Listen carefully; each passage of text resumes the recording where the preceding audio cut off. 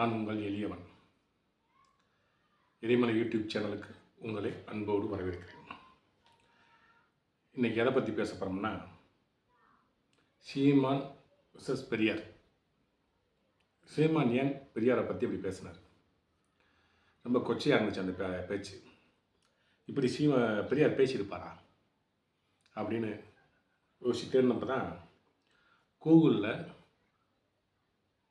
பக்தி மாலைன்னு ஒரு பிரம்ம புராணம் படித்தேன்.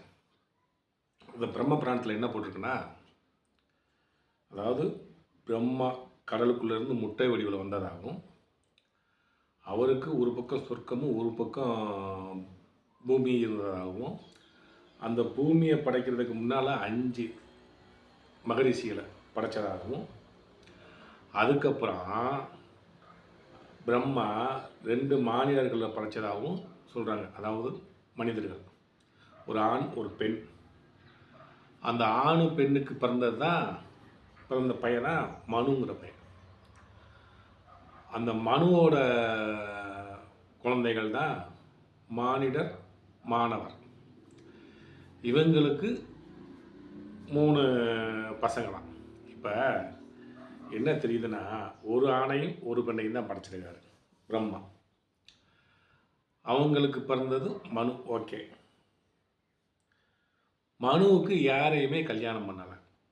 ஆனால் மனுவுக்கு 2 குழந்தை பிறந்தது. அது எப்படி? அது இதிகாசத்தில் அது விளக்கமாக சொல்லலை. நம்மளுக்கு அதுக்குள்ளே போகணுன்னு கருத்து இல்லை, நம்மளுக்கு அதில் உடன்பாடும் கிடையாது.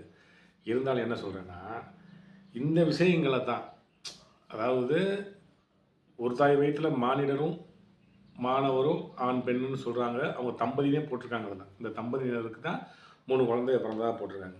இப்போ மனு தகப்பனாக இருந்தால் இவங்க 2 பேரும் அண்ணன் தங்கச்சி தானே. இந்த உறவு முறை சொல்கிறேன், அப்படி தானே வரும்.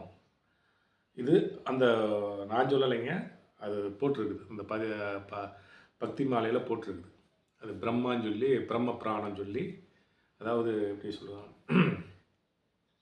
பிரம்ம புராணத்தில் போட்டிருக்குது. அந்த மாதிரி போட்டிருக்குது. அப்போ மனுவுக்கு பொண்டாட்டி யாருன்னு சொல்லலை. அதில் மனு பொண்டாட்டி அவங்கன்னு சொல்லலை. ஆனால் அவனுக்கு எப்படி 2 குழந்தைய பிறந்தது? இதெல்லாம் யோசித்து ஒருவேளை பெரியார் சொல்லியிருப்பாரோ அப்படின்னு தான் எனக்கு தோணுது. இது அவர் சொல்லியிருக்க மாதிரி எனக்கு தோணுது. அப்போ இந்த மாதிரி புராண கதைகளில் சொல்லி வச்சுருக்கும் போது பெரியார் சும்மா இருப்பாரா? இல்லை சும்மா விட்டுருப்பாரா? பேசியிருப்பார். அதனால தான் முதலே சொன்னேன், பெரியார் பேசியிருப்பார். ஆனால் சீமான் சொன்ன அர்த்தத்தில் பேசியிருக்க மாட்டார். அவர் எப்படி பேசியிருப்பார்னா, இந்த மாதிரிலாம் கதை வச்சுருக்கீங்களா, அம்மாவோடையும் தாயோடையும் புனைகிற மாதிரி கதை வச்சுருக்கீங்களே, இதுனா அப்போ இப்படி கதை இருந்துச்சுன்னா நீங்களும் அப்படி வாழுங்கன்னு கேட்டுக்கலாம்ல. ஏதோ ஒன்று சொல்லியிருக்கலாம். இப்படியெல்லாம் கடவுளை சொல்லி நீங்கள் நம்பி கும்புறீங்களான்னு கூட சொல்லியிருக்கலாம். சரியா? இது இருக்குது. கூகுளில் தட்டி பார்த்தீங்கன்னா விக்கிபீடியா மீடியாவில் இப்படி இருக்குது, விக்கிபீடியாவில். அப்போ இதை பெரியார் சொல்லியிருப்பாருன்னு கேட்டால் ஒருவேளை சொல்லியிருக்க வாய்ப்பு இருக்குது. ஏன்னா பெரியார் சும்மாவே விட மாட்டார். எதாக இருந்தாலும் ஆராய்ச்சி நோண்டி நொங்கெடுக்கிற ஆள். அதனால் பெரியார் பேசியிருப்பார். அதை சீமான் சொன்னதும் அது அவர் சீமானுக்கு தெரிஞ்சது அவ்வளோ தான் இருக்குன்னு நினைக்கிறேன் நான். அது சீமானுக்கு இப்படி மேலோட்டமாக சொல்லி கொடுத்துருப்பாங்க. ஆனால் பெரியார் எதுக்காண்டி சொன்னார்னு சீமானுக்கு தெரிஞ்சுதான் இல்லையான்னு தெரியலை. இதுதான் இன்றைக்கி சர்ச்சையை ஓடிக்கிட்டு இருக்குது. இந்த சர்ச்சை ஒரு பக்கம் இருக்கட்டும். இப்போ சீமான் சொல்கிறாரு, மலம்னு சொல்கிறாரு. திருக்குறளில் மலம்னு சொல்லிட்டாரு பெரியார் அப்படின்றார்.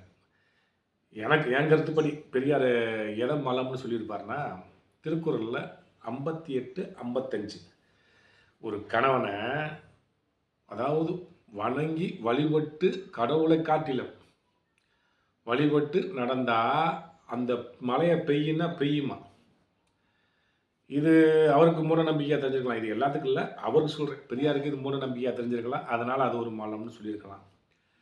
இன்னொரு வாரேன். இப்போ இன்னொன்று இன்னொரு என்ன சொல்லுதுன்னா, நீ கணவன் நீ எனக்கு அருமையான பொண்டாட்டி, நீ சூப்பர் பொண்டாட்டி அப்படின்னு போட்டுறதுக்கு உண்டாயிட்டானா, அந்த பெண் சொர்க்கத்துக்கு போயிடுவாளாம். கணவன் போட்டுட்டா. அப்போ இந்த அளவுக்கு மூட நம்பிக்கையாக பெண்ணடிமைத்தனமாக இருக்கிறனால தான் அவர் சொல்லியிருக்கக்கூடும். அது நம்ம சரியாக தெரிஞ்சுக்க சொல்ல முடியும். அதனால கூட சொல்லியிருப்பார் அவர். தமிழில் திருக்குறளில் மலம்னு சொல்லி. ஆனால் அதே இது பின்னால் தெரிஞ்சுக்கிட்டு அவரே தானே பாராட்டுகள் நடத்தினார். திருக்குறளுக்கு அவரே தெரிஞ்சுக்கிட்டு தான் பின்னாடி பாராட்டுகளை நடத்தினார். இந்த சர்ச்சை தான் இன்னைக்கு ஓடிக்கிட்டு இருக்கு தமிழ்நாட்டில். எவ்வளவோ பிரச்சனைகள் இருக்கு. இதை விட்டுட்டு பெரியார் அதை பேசினாரு, இதை பேசினாரு அப்படின்ட்டு இந்த நாம் தமிழர் கட்சியும் பெரியார் கழகமும் சேர்ந்து இப்போ யூடியூப் எதை பார்த்தாலும் சரி இதைத்தான் பேசிக்கிட்டு இருக்காங்க. எனக்கு தெரிஞ்ச அளவுக்கு உங்கள்கிட்ட சொல்லிட்டேன் நான். இந்த கதை இதில் இருக்குது. அந்த கதை இருக்குது.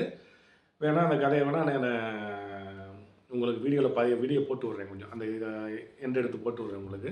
இது கதை இருக்குது. இந்த மாதிரி தான் கதை இருக்குது. இந்த கதையை அவர் புனைஞ்சு கூட சொல்லியிருக்கலாம். பெரியார் சொல்லியிருக்கிற வாய்ப்பு இருக்குது. இதைத்தான் அவர் சொல்லியிருப்பாருன்னு நான் நினைக்கிறேன். மற்றதெல்லாம் உங்கள்கிட்டே கொடுத்துட்றேன். உங்கள்கிட்டே விட்டுறேன் நான். அது உங்கள் தான். எனக்கு அதில் உடன்பாடு கிடையாது. இப்போ இதில் இன்னொரு விஷயம் என்ன சொல்கிறாங்கன்னா, தளபதி விஜய் ஏன் சொல்லவே இல்லை, கருத்து சொல்லவே இல்லை. அவர் தான் முதலே சொல்லிட்டாரே, பெண்ணிய சமூக நீதி பெண்ணிய கருத்துக்கு மட்டும்தான் நாங்கள் ஏற்றுக்கிறோம் பெரியாரை, இந்த கடவுள் கொள்கை மறுப்பில் நாங்கள் ஏற்றுக்கல அப்படின்னு அவர் ஒரு சில கொள்கைகள் தான் நாங்கள் ஏற்றுக்கிறோம் அப்படின்னு சொல்லிட்டார். அவர் இதுக்கு இது வந்து கடவுள் மறுப்பு கொள்கைலாம் வந்திருக்காரு. கடவுளை பேசுகிறாருன்னு தான் இப்படி பேசி சர்ச்சையாகி இப்படி வந்துருக்குது. பெரியாரை பேசியிருக்காங்க.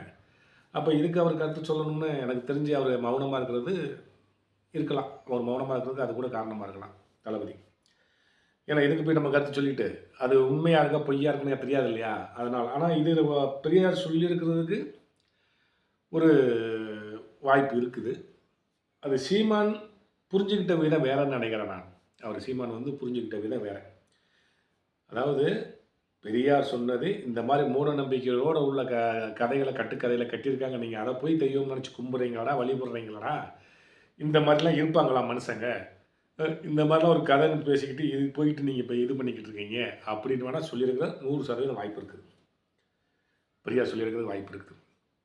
ஆனால் இவர் எப்படி அதை படித்து தெரிஞ்சுக்கிட்டாரா இல்லை அதுக்கு இவரே சொல்கிறார்ல, அவங்க ஆவணத்தை வெளியிட சொல்லுங்கள், அதை காட்டுறேன்றாரு. ஒருவேளை இருக்கலாம். ஆனால் மாறி இருக்கலாம். ஆனால் எனக்கு தெரிஞ்சு இப்படி இருக்க வாய்ப்பு இல்லை. ஒரு கொச்சையாக வந்து ஒருத்தனை வந்து நீங்கள் போடா இப்படி போய் இருங்க சந்தோஷமாக இருங்கன்னு அவர் சொல்லியிருக்க வாய்ப்பு கிடையாது.